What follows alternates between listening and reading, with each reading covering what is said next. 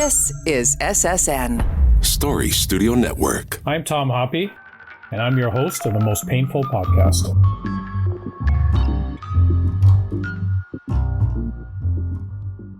Research shows veterans suffer from chronic pain twice that of the general population, and chronic pain can have an impact on quality of life. What are some things people can do to help with chronic pain? Mindfulness has been shown to have some positive outcomes for health. However, can mindfulness also help with pain? Today, I'm joined by Dr. Rahul Gupta, who is a medical doctor, certified mindfulness teacher, and a somatic experience practitioner. Rahul, welcome to the show. Thank you so much, Tom. Yeah, really pleased to be here. Maybe you can start us off by telling us what is mindfulness. Sure. Yeah, it's really can be a broad question because there's many different people that might define it in other ways. I might go back to how I trained and the definition that I found most useful, where we could think of mindfulness as kind of three components. One being on purpose, like in essence, choosing deliberately.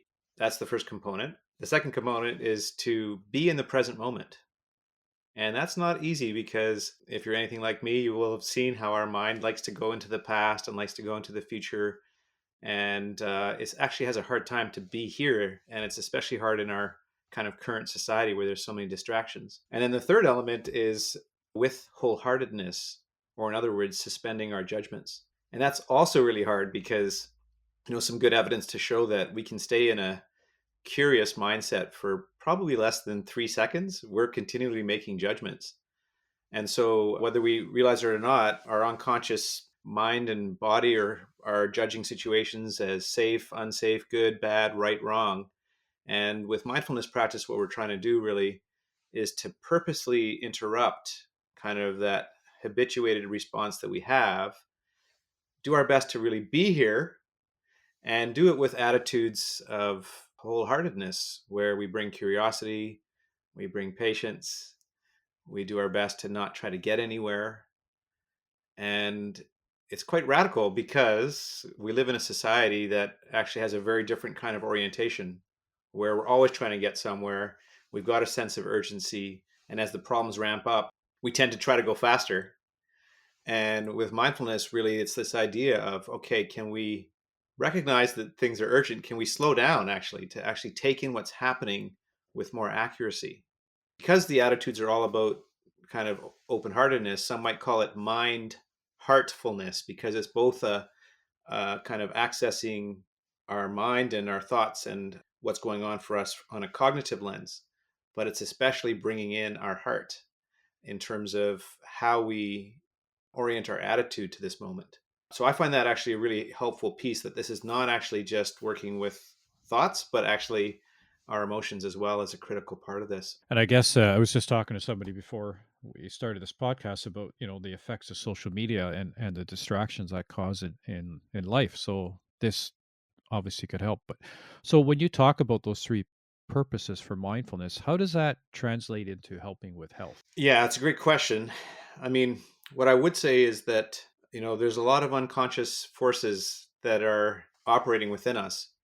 And whether we realize it or not, we're always scanning our environment to assess for whether it's safe or dangerous or even life-threatening. And if our system senses that we're under some sort of threat, we'll go into a defensive posture.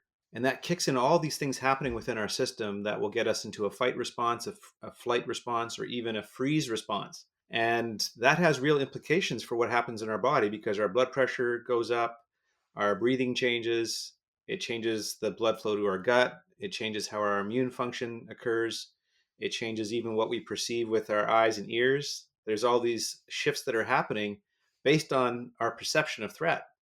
And so if we've had all these unconscious forces that are kind of shaping how we view the world, we are often then perceiving threat even at times when we don't have threat, because we can imagine it if we're thinking back to the past, or if we're anticipating future threats.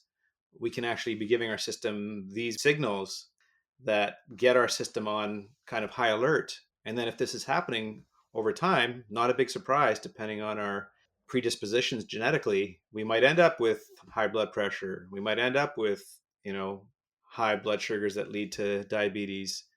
We might end up with immune challenges that lead to, more susceptibility to infections or even cancer cells. we might end up with a ton of chronic pain, as we're maybe going to get into, because our system has been geared ready for a fight or flight kind of response, but doesn't have anywhere to use or put that energy. And so it has massive implications for our well being physically and also psychologically. And the research is really clear on that. There are thousands and thousands of studies there that are demonstrating how mindfulness can be kind of a way of moving forward transdiagnostically, which is a term I like, which is saying it can be helpful across the board because the systems that it's influencing affect all of our bodily function. And any disease states, including our mind, are going to be influenced by this underlying physiology that mindfulness can intervene and support. Because the release of cortisol is one of the responses to stress, is it not? Yeah, I mean, there's kind of both the catecholamines, like the noradrenaline and adrenaline, that gets released when we get into fight or flight. And then yes, there's also a cortisol response, which is trying to like almost stabilize some of that fight or flight response. So, in a healthy situation, we have some sort of threat, we have a fight or flight response, and then the system settles again. And we might not get much of a rise in cortisol level in that situation. But if it's chronic, if we're getting these activations of our blood pressure and other things that are actually bringing up our adrenaline, then we're going to have rise in cortisol levels too, almost as a way to try to dampen what our system is doing. And if that's happening over long periods of time, that's suppressing our immune system. It's driving our blood pressure even further up. It's even shrinking parts of our brain that are involved with memory and concentration. Hmm. And then does it impact things like inflammation as well? Absolutely. Right. So we will actually have both happening because, if our system is sensing there's a threat, yeah, that's kind of an inflammatory response that's kind of coming into our system. We actually see changes in even what blood cells are going to be doing, kind of getting ready to gear us up to deal with some sort of defense. And at the same time, cortisol is actually going to dampen that immune response. So we're having both issues coming up, both that we can inflame our systems and we might not even be fighting it super well because our cortisol levels aren't going to be as robust. Over time, they start to lose a little bit of their capacity to respond effectively to, what we might need to buffer our system.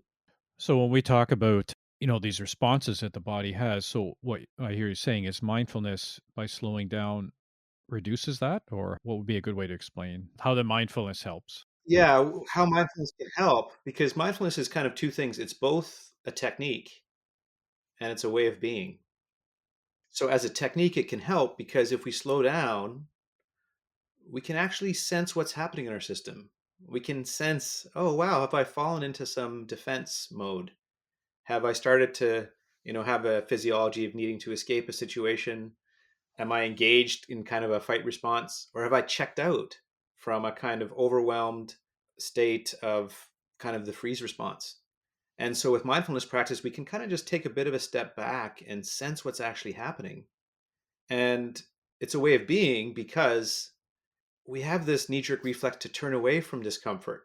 So, all the things I just mentioned, part of us doesn't want to notice these things because it can be overwhelming. It can be difficult for our system to even take in that information. So, mindfulness as a way of being gives us the attitudes that help us have the courage to turn towards those things that are actually happening right now. And by turning towards them, we have much more choice. We can say, oh, wow, my system is exhausted right now. Maybe the last thing I need right now is to say yes to another job opportunity or another request to do something. Or maybe I could notice, wow, my system is jacked up. Maybe what I need right now is a kind of healthy way to discharge some of that energy. Maybe I need to go for a brisk walk, or maybe I need to get into you know, the bath to kind of settle my system. So we have this opportunity to sense what's going on with our kind of nervous system physiology and therefore respond with a lot more wisdom and compassion. That's a big part of this practice is having compassion for ourselves.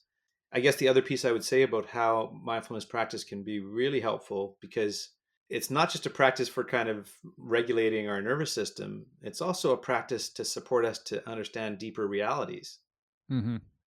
As an example, the fact that everything's changing. So when we slow down and we can notice, wow, my thoughts are changing, my emotions are changing, my body's changing. it can help me kind of maybe not be quite so identified with my experiences that can then, tend to bring on some resistance and tend to even further add fuel to the fire. And in that sense, mindfulness practice can really also support us to see how not just that everything's kind of impermanent, but that we're also very deeply connected. So it can help us actually start to find community. And that's maybe a piece I would say about this is that if anything I've learned the most about this practice, it's not a practice to do alone.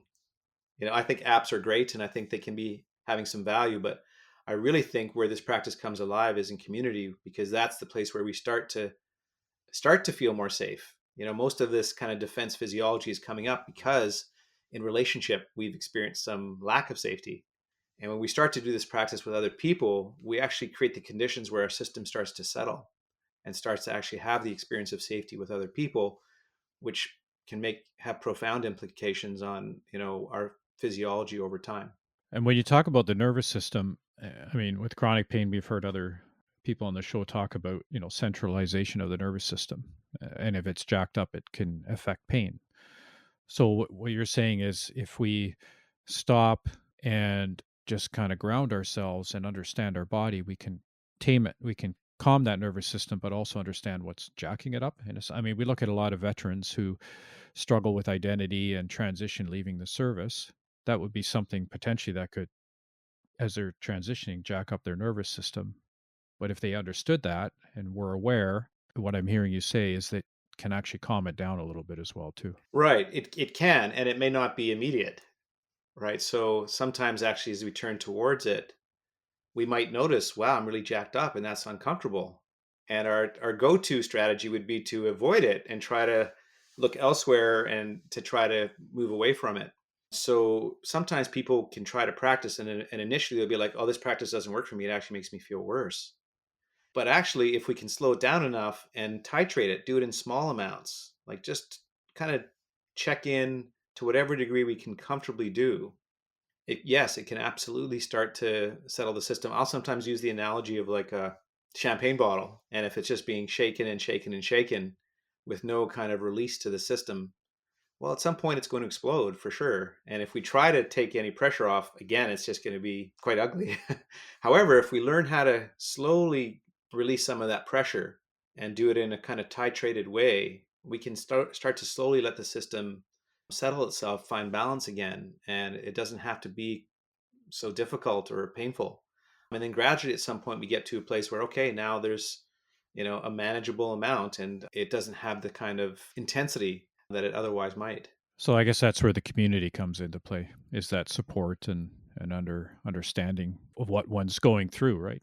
I guess. Yeah, right. Because the other piece of this is, any person who's gone through pain, and as we're talking about pain, it's both physical pain and emotional pain. We know pretty clearly that our brain really can't tell the difference between social rejection and, a physical disc herniation. Our brain is going to kind of perceive them as both a form of threat, and the same parts of our brain light up. So yes, if we can be in community with people, one that can help slow things down, but also to help us just realize that everybody suffers. We all suffer in our own way. That's the nature of being human, is that we're constantly changing. We're constantly going through loss and difficulty, challenge, aging, separations, illnesses.